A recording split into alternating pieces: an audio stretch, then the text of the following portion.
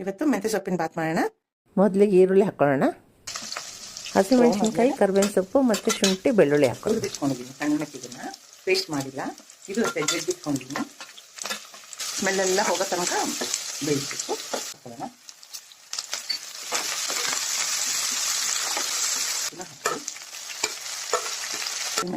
ಗರಂ ಮಸಾಲೆ ಇಟ್ಕೊಂಡಿವಲ್ಲ ಅದು ಹಾಕೋಣ.